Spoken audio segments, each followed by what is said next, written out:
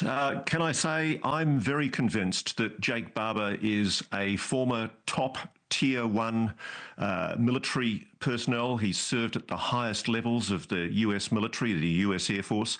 His service is corroborated by 3 people on the program, and 2 of his colleagues who've worked with him on what he euphemistically refers to as the range where these objects were recovered, are backing his story. And they are also former Tier 1 operatives, the very highest elite of the US military. We've been able to confirm Mr. Barber's service with him. We've been with him when he's gone to give evidence to the Senate Select Committee for Intelligence, and we've been watching over his shoulder as he's also briefed ARRO, the Pentagon's UFO office. And it's quite clear everyone's taking his information very seriously. The big question is anybody going to do anything about it? What's an HI? You want to take that question? NHI stands for non-human intelligence. It's basically, Chris, the vernacular that's used now to describe something that is not of human origin, basically a biological specimen or a technology that's created by something that is intelligent but is not human. What do you make of that, Lou? Well, look, if this turns out to be legitimate, then you're talking about a story that's probably even bigger than the 2017 story the New York Times broke when I first came out and some of my colleagues.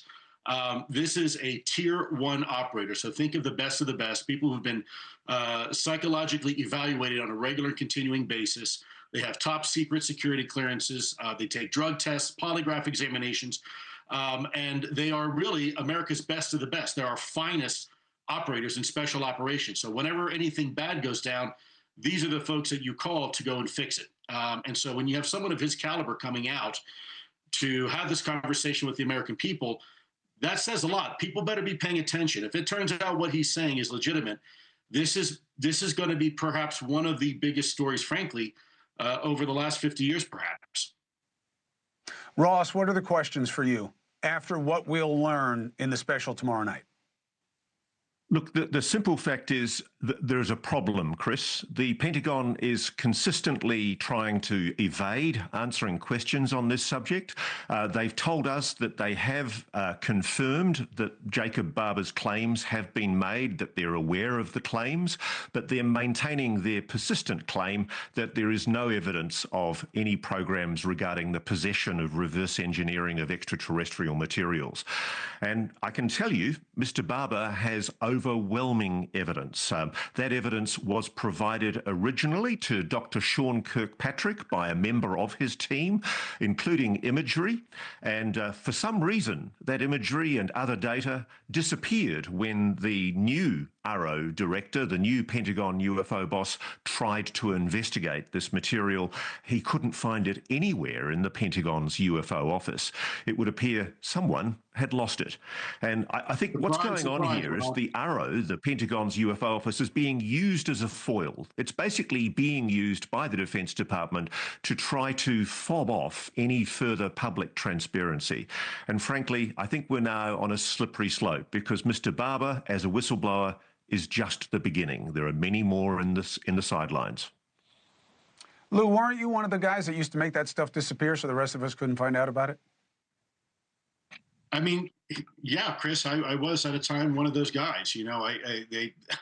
Some people have accused me of being one of the men in black. I prefer to be referred to now as one of the men in white, trying to bring transparency and some information into the public eye.